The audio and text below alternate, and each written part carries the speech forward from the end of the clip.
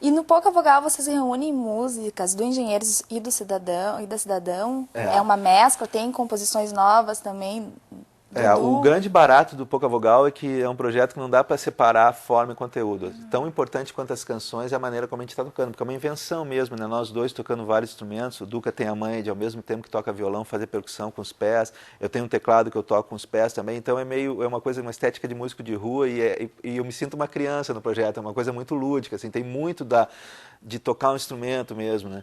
E E o centro, para mim, o xodó são as músicas novas, claro, sempre assim, né? Então a gente compôs 8 canções já com esse formato em mente, colocamos na internet para o pessoal baixar no site poucavogal.com.br. E a gente usa as músicas do Engenheiro Cidadão como uma porta de entrada, né? Um convite para as pessoas que conhecem a banda que conheçam esse outro lado, né? Porque eu acho que seria muito difícil assim começar completamente do zero. E nem é uma coisa que me interesse romper com a minha história. Tem músicas que eu fiz que eu continuo, para mim são quase músicas novas, né? E tem canções como Toda Forma de Poder, que é uma música do primeiro disco. O Duca fez um arranjo super maluco, com uma maneira de tocar que ele tem, onde ele faz percussão no violão. E aquilo é quase uma composição em si, né? Muito daquela vontade de compor até é saciada por esses arranjos que a gente está fazendo.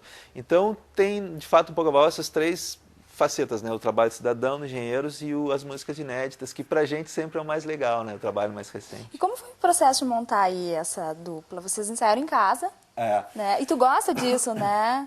Pô, Humberto? por muito tempo, eu nunca tinha gravado em Porto Alegre, sempre gravei no início em São Paulo, depois no Rio, mesmo os 3 ou 4 discos ao vivo que eu gravei sempre foram fora daqui.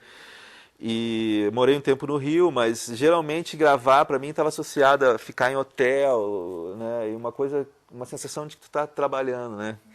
E o Pouca Vogal foi a primeira vez, o Duca mora aqui perto, eu ia caminhando ali para o estúdio dele, a gente ensaiava, depois eu montei as coisas aqui em casa, a gente ensaiava aqui, um lance caseiro que eu nunca tive e sentia muita falta, né? Então foi uma brincadeira mesmo, a gente levou um monte de tempo fazendo, porque o Duca é muito detalhista na coisa técnica do estúdio, né? Até uma coisa que eu não gosto muito, ele gosta, e por isso a gente se complementa, né? Então o processo foi bem demorado, mas parece que foi um fim de semana de brincadeira, passou muito rápido, né? O lance do Pouca Vogal. E teve para mim esse lado, tá na minha memória afetiva, o processo todo do Pouca Vogal está muito vinculado a caminhar pelas ruas de Porto Alegre aqui. Para mim é como se eu estivesse voltando a Porto Alegre, porque eu nunca tinha feito um trabalho aqui, né? Bacana. A gente vai pro intervalo agora e volta já já.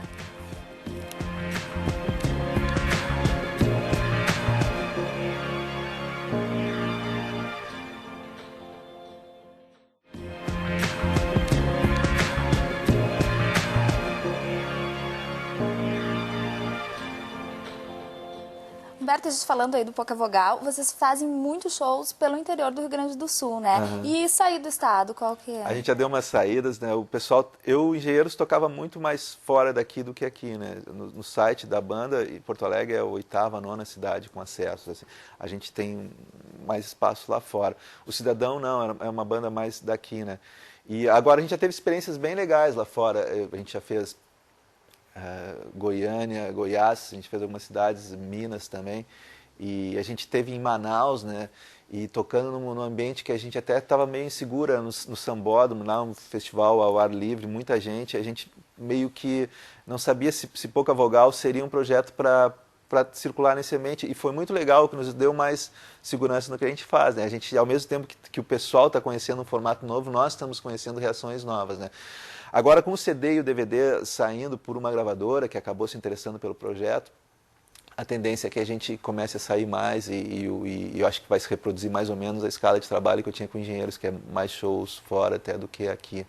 O Brasil é bacana por causa disso, né? Tem esse oxigênio todo para tu girar bastante tempo e misturar os vários sotaques no teu som. Acho que isso enriquece muito a história de uma banda e a música de uma banda, o lance da estrada, né, e o oxigênio que circular atrás. Humberto, tem um fato curioso aí que tu sofreu um acidente num show, né, no Mato Grosso. Como que foi isso? Foi no Espírito Santo, em 95, eu tive que ir.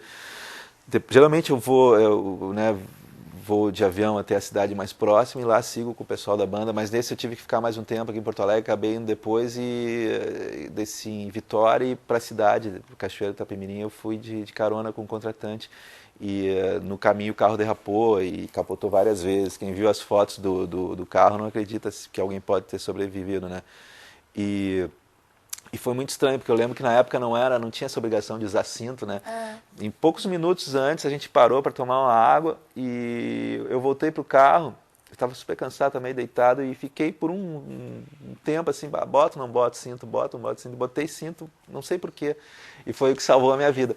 E só machuquei a mão, na verdade, tive que ficar um tempo sem tocar, mas foi um lance muito forte para mim, assim, porque esse clichê que as pessoas falam que nesses momentos mais assim de extremos a gente revê a vida inteira, é bem assim mesmo.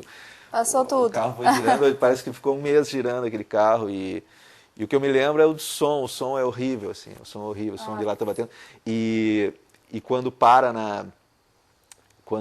para de girar, era à noite, né, no interior, assim, e aquele silêncio, aí tu só ouve som de grilo e de uma roda girando à toa. É muito estranho o negócio, muito estranho. Mas até eu estava me referindo a outro, nem sabia desse acidente. Do show misturei, do Mato Grosso. Por isso falou Mato Grosso, que é do meu dente de ouro, tá? Não, também foi uma espécie de acidente. Eu me movimento muito no palco, gosto muito de pular no fim das músicas, e isso acabou virando uma marca, as pessoas batem fotos e tal. E no fim da primeira música eu subi no praticável da bateria para me jogar lá de cima e não tinha visto que tinha um tirante de aço assim ligando duas colunas, né? E bati com a boca lá, quebrei 4 dentes. E era um lugar enorme, pô, tinha mais de 30 mil pessoas, era livre, um show gratuito na Chapada dos Guimarães. E eu me lembro que eu cuspi o resto de dentes, assim, e só me lembro de ter pedido pro câmera que estava aqui sair, né? Porque a pessoa quando está com o dente quebrado parece que está sem roupa, né? E continuei levando o show até o fim, não sei como, né? Acho que é aquela adrenalina de palco. Às vezes é engraçado, eu volto pro hotel assim e vejo, pô, tô com eu não senti nada. Não senti nada no palco, é engraçado isso. E foi engraçado porque esse foi um sábado. No domingo, eu tinha combinado de participar de um show do Lulu Santos no Rio, no Imperator, ele estava tocando lá. E eu não podia faltar esse show, porque já tinha rolado os desentendimentos com o Lulu pro jornal, eu gosto muito dele, eu disse, não posso deixar, né? E eu tava, pô, com o dente com uma dor enorme, assim, e me lembro disso. E aí coloquei esse dente de ouro como uma homenagem a esse show que eu deixei meus dentes lá na Chapada do Guimarães. Colhe! Ficaram lá. Humberto, tu fala que tu não gosta muito de videoclipe, né? Eu acho um formato estranho, assim, porque é menos que um curta-metragem, não te oferece o que te oferece uma performance ao vivo do músico. Eu acho que é um formato muito meio termo, né? Eu acho que poderia ou se ir mais para ficção ou ir mais para a vida real, né? Isso do videoclipe dos anos 80 e 90 que eu me refiro, né? Que é a época que estava bombando, né? E todo mundo achava que era um formato definitivo. Eu sempre tive um pé atrás. Eu me lembro de fazer playbacks em programas como Chacrinha, que todo mundo achava horrível, e eu achava legal. A gente corria mais risco fazendo um playback no Chacrinha, que só tinha aquela chance, e tinha gente de verdade em volta, e era mais parecido com tocar ao vivo do que um videoclipe, né?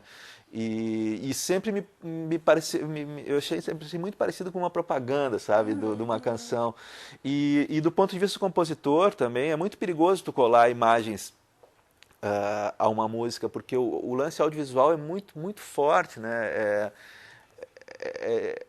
Porque vai remeter sempre. Vai remeter sempre àquela imagem, né? E eu gosto de artes mais parciais, por exemplo, eu acho muito mais interessante ler o livro do que ver o filme no cinema. O cinema te exige muito, né? Quer dizer, tu é mais passivo quando tu tá vendo o audiovisual do que quando tu tá lendo ou tá ouvindo uma música. Então eu acho que no fundo eu tenho um pouco de ciúmes do ponto de vista de compositor, da força que o audiovisual tem em relação a uma canção.